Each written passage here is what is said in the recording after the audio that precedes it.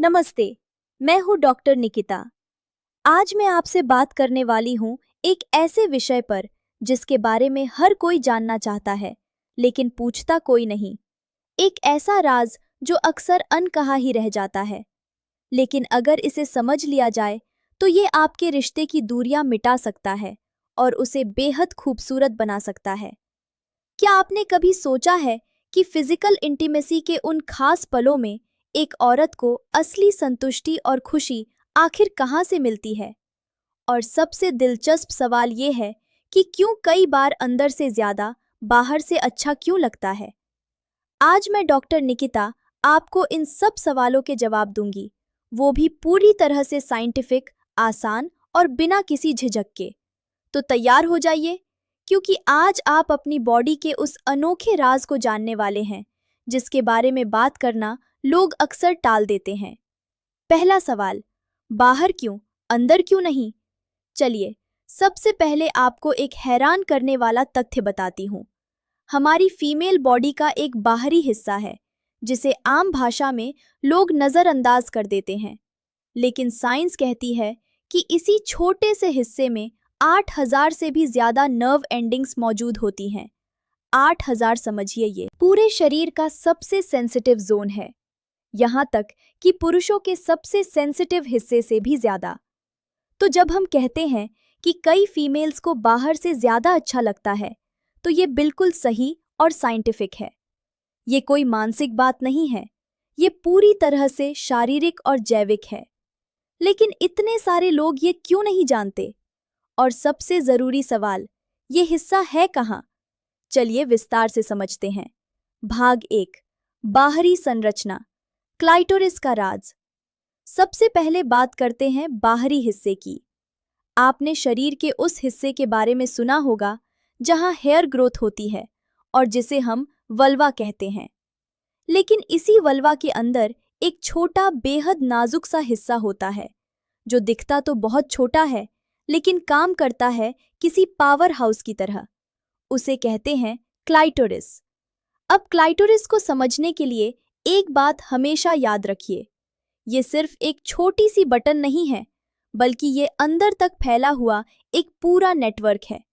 इसके जो पंख होते हैं वो अंदर तक फैले होते हैं, और जब कोई फीमेल अराउज होती है तो ये पूरा हिस्सा ब्लड से भरकर फूल जाता है और भी ज्यादा सेंसिटिव हो जाता है।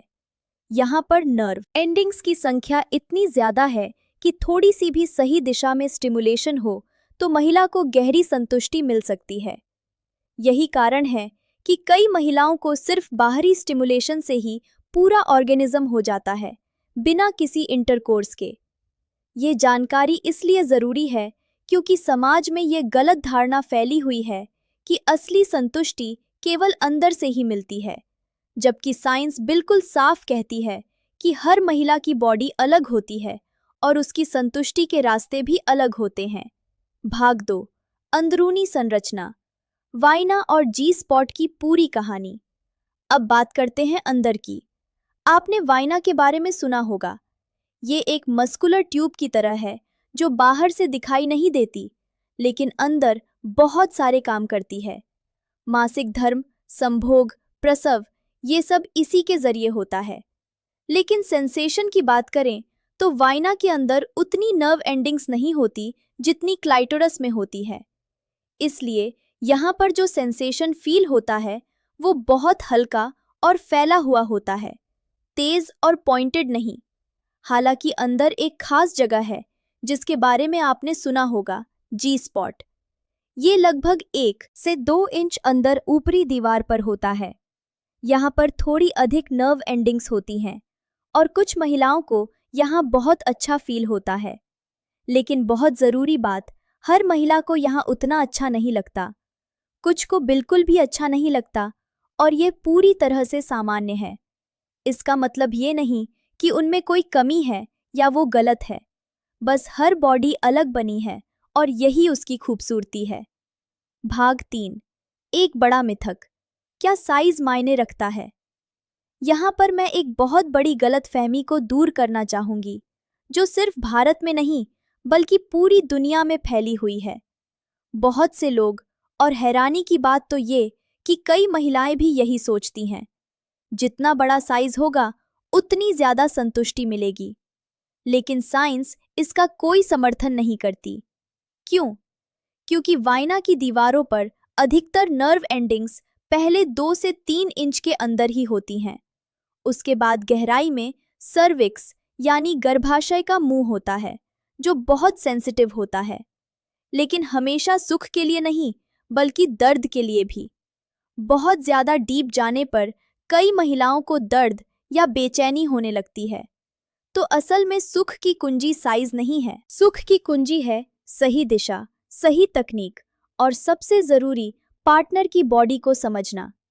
एक छोटी उंगली भी अगर सही जगह और सही तरीके से इस्तेमाल हो तो वह किसी भी बड़े साइज से ज्यादा संतुष्टि दे सकती है। यह वैज्ञानिक सच है। भाग 4, सिर्फ शारीरिक नहीं, मानसिक पहलू भी है।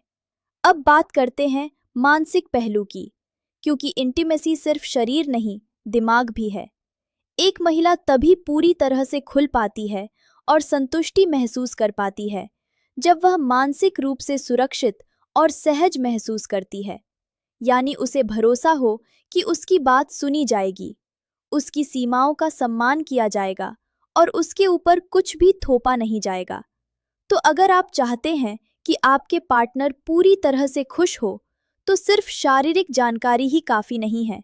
उससे बात कीजिए, पूछिए उसे क्या अच्छा लगता है, क्या नहीं लगता, कहाँ छूना उसे सुकून देता है और कहाँ दर्द होता है।